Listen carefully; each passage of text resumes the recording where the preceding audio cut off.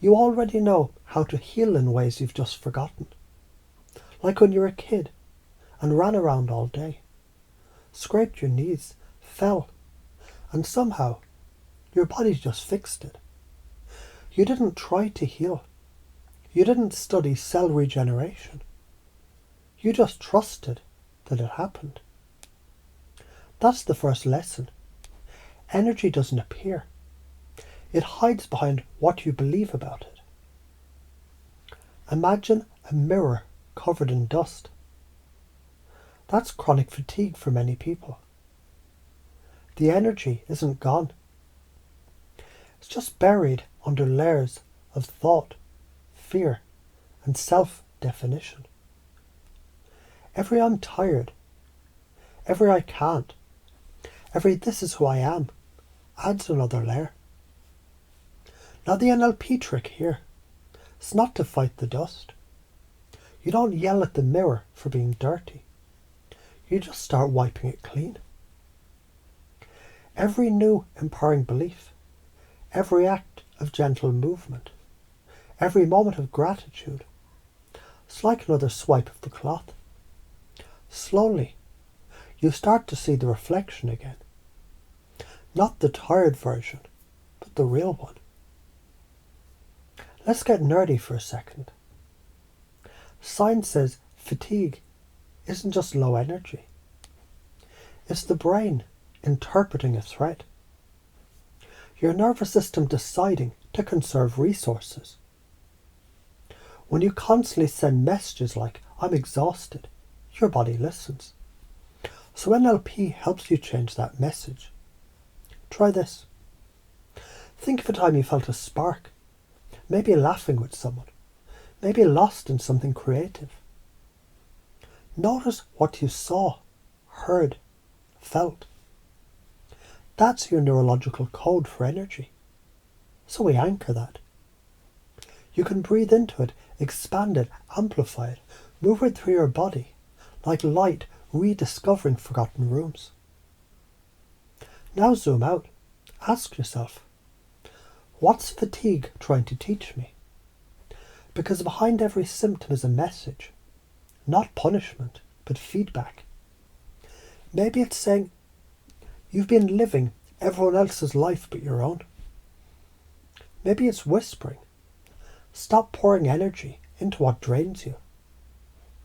Or maybe it's the body's way of forcing a sacred pause. A full stop moment where the soul says, we're not going any further until you remember who you are. That's the spiritual reframe. Fatigue as initiation. Not a failure of energy, but a recalibration of purpose. There's an old story about the sun. For eons, it gave light and warmth to everyone. Plants, animals, humans, never asking for a break. One day it dimmed. The stars gathered around and said, you're fading. The sun said, I forgot I'm supposed to shine through myself, not burn myself out for others. You see, even the sun learned boundaries. The sun didn't stop shining. It just stopped trying to light what wasn't ready to receive. Neuroscience now agrees with what mystics said all along. Your thoughts change your body's chemistry. Your beliefs rewrite your brain's pathways. When you imagine vitality, you're not daydreaming. You're activating neural networks that signal your mitochondria, your hormones, your nervous system. It's safe to wake up again. That's the logical magic. Energy follows attention, and attention follows intention. So you change the story, you change the signal, you change the body's behaviour. The old belief, I'm too tired to do anything. No, my body is practicing energy conservation. It's smart, not broken. But I can't recover. No, I've recovered from everything else that I've ever been through. But this is who I am. No, Who I am is always evolving, and right now I'm learning how to hold more energy with ease. Because each time you reframe, you're training the language of your nervous system. The body hears what the mind whispers most often. Ask, what's most important to me about having energy again? Maybe it's freedom, maybe it's connection, maybe creativity. Let that value become your compass.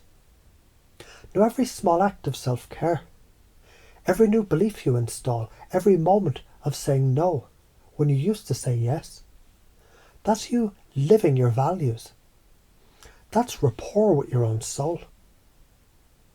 Alright, let's get raw for a moment. You don't fix chronic fatigue by hating fatigue. You fix it by listening to it. Your body isn't your enemy. It's the most loyal companion you ever had. It's been trying to protect you from burning out on crap that doesn't matter. So stop trying to be superhuman. Stop pretending exhaustion is virtue. Rest when you need to. Move because you love it. Eat because it fuels your aliveness. And when that inner voice says, I'm tired, say back, I hear you. Let's make space for the energy to return. That's not weakness. That's leadership. So imagine, just pretend for a second, that months from now, you wake up and there's this quiet hum of energy in your chest. Not manic, not forced, steady, glowing, alive. You move through your day with focus. You say no without guilt. You rest without shame. You create because it feels good, not because you have to prove something. And when people ask, what changed? You just smile and say, I stopped fighting myself. So here it all comes together. NLP gives you the tools to reprogram your beliefs and identity. Science confirms your thoughts shape physiology. Spirit reminds you, fatigue, it's just feedback, not failure. Action grounds it. Boundaries, pacing, joy. So when you merge them, you stop being the tired one and start being the energy alchemist. Someone who knows how to transform heaviness into wisdom, fatigue into focus, struggle into strength. And maybe, just maybe, that's been the lesson all along. Not how you get your energy back, but how do you become the kind of person who never loses it again?